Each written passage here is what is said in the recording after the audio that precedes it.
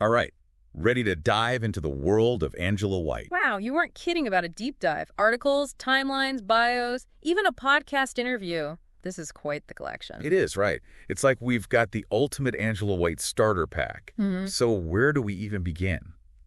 I guess our mission, if we choose to accept it, is to decode Angela White, to understand her journey, Her impact on the adult film world, for sure. and how she blends being a performer with, get this, being an academic.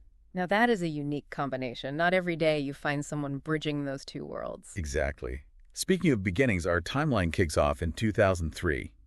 Angela, just 18, fresh out of high school, decides to make her debut in adult films. 18. Wow, that's young.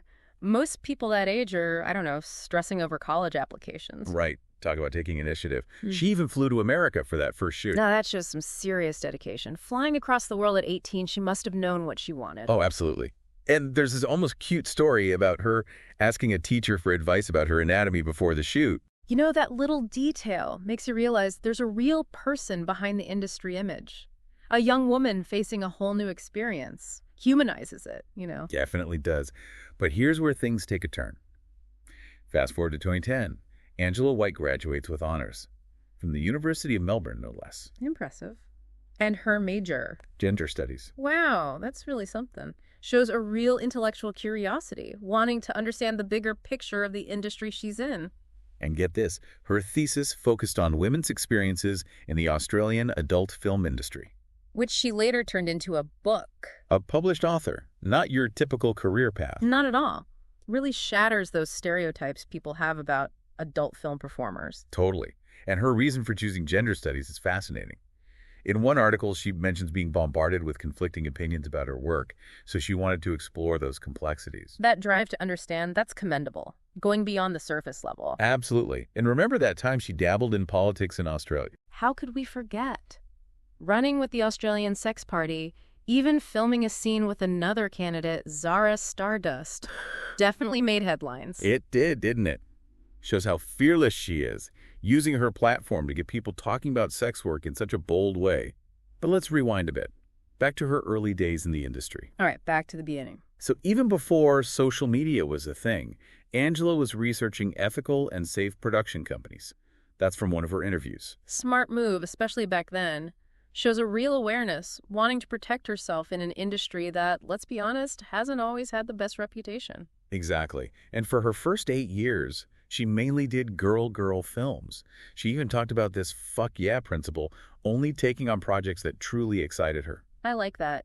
Makes you realize how strong her sense of self is, sticking to her boundaries, not letting the industry pressure her into anything she wasn't comfortable with. Right. A real statement about control and agency in a field where performers don't always have much.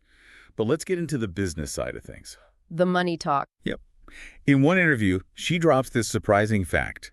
Anal scenes actually pay more. Because of the, shall we say, extra effort involved. Makes sense, I guess. And remember her joking about being paid not to eat before those scenes? Yeah.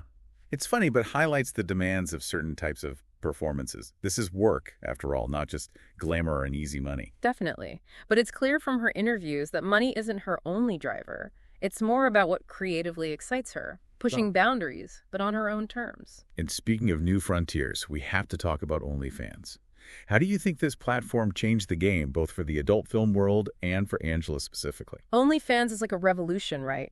Giving performers a level of independence they never had before, direct connection with their audience, setting their own prices, creating what they want. And for someone like Angela who's all about owning her career, it seems like the perfect fit. And her success on it is undeniable. Top 0.01% of earners. That's not just luck, it's business savvy and knowing how to connect with her fans. It's fascinating to see how this shift is changing the power dynamics. Performers having more control, more say in their careers. But it also raises some questions. Like what?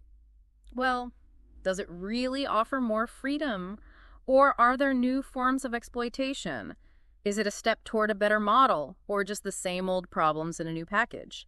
Things to think about as we unpack Angela's journey and the adult film world in general. Great points. Definitely something to keep in mind as we dig deeper. Let's see what other insights we can find in all this material and see where this deep dive takes us. One thing that really stands out about Angela is her honesty. Oh, absolutely. Yeah. It's refreshing.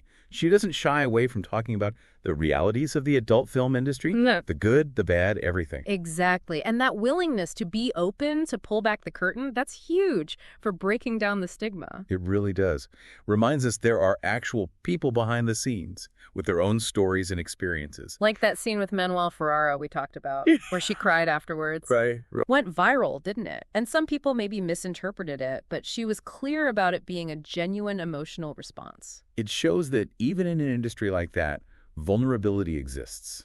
And those real raw moments, they really connect with people. Speaking of challenging perceptions, remember when she ran for office in Australia? On the Australian Sex Party ticket? Yeah. And then there was that adult film scene with another candidate, Zara Stardust. Definitely pushed some buttons. For sure. Whether people agreed with her or not, it got them talking about sex work, brought those conversations out into the open. Exactly. It shows she's willing to use her platform to advocate for what she believes in, even if it's controversial. It adds another dimension to her, not just a performer, but an activist, someone fighting for what she thinks is right. And that's a good reminder that people are complex. We shouldn't put them in boxes. Absolutely. And talking about complexity, her interviews give some interesting insights into the challenges of dating while working in adult films. Yeah, she's mentioned it can be tough, especially dating outside the industry. With the stigma and all, it highlights those societal barriers, how perceptions about the industry can really impact personal relationships. It's interesting, though. She said she's found it easier to connect with people within the industry or those in entertainment, people who get it. Makes sense, I guess. They're more likely to be open-minded, to look beyond the stereotypes. Right. It shows the importance of acceptance and understanding, both in and out of the industry. Now, let's circle back to the behind-the-scenes stuff. When she talks about how the industry has evolved, especially those boundary checklists, it's encouraging. Definitely. It's reassuring to know that companies like Brazzers are serious about consent and safety. They're putting measures in place to protect the performers. Having talent liaisons on set, the cut privilege, those are big steps in the right direction. Absolutely. Giving performers more control, more power to speak up if something feels off. It's a far cry from some of those exploitative practices we've heard about in the past. For sure. It gives me hope that things are moving towards a more ethical, professional model, where performers are respected and their well-being comes first. And on that note, let's touch on that question about orgasms in adult films. Angela's answer in one interview was really honest. It was. She acknowledged that it really depends on the type of scene, the director, the performer. She even mentioned some directors wanting a shot of the performer orgasming in every position, whether it's real or not. Which kind of highlights that it is a job with certain expectations and demands. Like any other kind of acting or performing, there's a craft to it. A blend of reality and performance. It's fascinating to get that glimpse behind the scenes, to understand those nuances. Definitely. It challenges our assumptions and makes us think critically about what we're seeing. Now let's talk about some of the key moments in Angela's career, the experiences that shaped her, the things that really made her mark. All right, I'm all ears. Well, besides that emotional scene with Manuel Ferrara, she talked about her first gangbang as a really significant moment. It's like a turning point. Yeah, it seemed like a big step in her career. She also mentioned having a crygasm, which we touched on earlier. An orgasm's so intense it makes you cry. It's wild how the body and mind work together like that, how emotions and physical sensations can be so intertwined. Absolutely. It shows the power of human experience, how we all experience pleasure differently. Speaking of preferences, it's interesting that her favorite positions are missionary and cowgirl. And what's really cool is she specifically mentioned liking clitoral stimulation during penetration. It highlights the importance of individual desires and communication, on screen and off. Exactly. No one-size-fits-all approach to sex. Pleasure is a personal thing. So where do we go from here? What have we learned so far from exploring Angela White's world?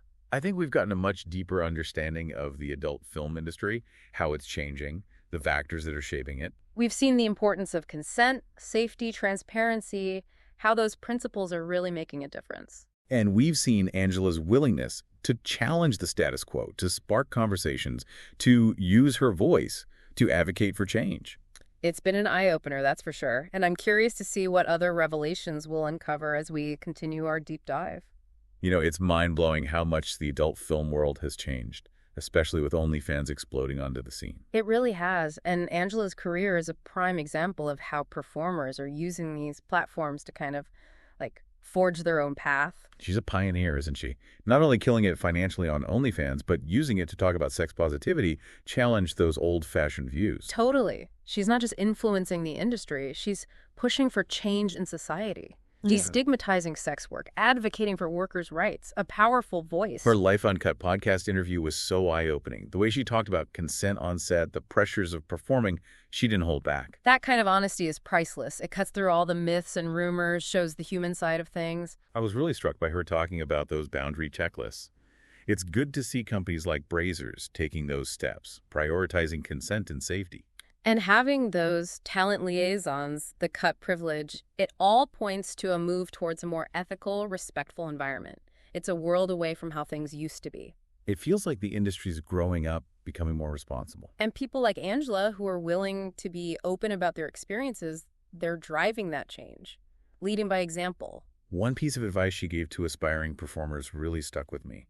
She said, figure out your own content first before jumping into the big companies. So smart. It's like, test the waters, find your boundaries, develop your own style, take charge from the start. Exactly. It's all about empowering performers to build their own careers on their own terms. So as we wrap up this deep dive into Angela White's world, what are some of the big takeaways we can hold on to? I think we've gained a much better understanding of the adult film world, how complex it is, how it's evolving. We've learned about the importance of consent, safety, being transparent, how those values are reshaping the industry. And we've seen how Angela's not afraid to challenge the norm, to get people talking, to use her influence to push for a better world. She's a performer, entrepreneur, activist, intellectual. It's like she breaks all the molds. Absolutely. She's using her platform to promote sex positivity, to fight for fairness. It's inspiring. It's been a wild ride, this deep dive. It's challenged our own thinking, broadened our perspectives, and that's what's great about exploring these topics, right? It makes us think critically, question our own biases, engage with the world in a more informed way. Totally agree. Now, before we sign off, I have one last question for you and for our listeners to ponder. Given everything we've learned about Angela and the adult film industry, what impact do you think this industry has on society? What are your thoughts on that? That's a deep one.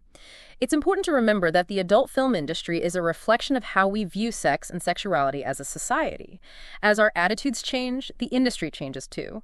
And people like Angela, who are fighting for better practices and empowering performers, they're shaping that evolution. It's a conversation that needs to keep happening openly and honestly. Maybe then we can start to understand this often misunderstood world a little better. Couldn't have said it better myself. We've had an amazing time on this deep dive, and we hope it sparked your curiosity too. Keep exploring, keep questioning, and keep diving deep. Until next time.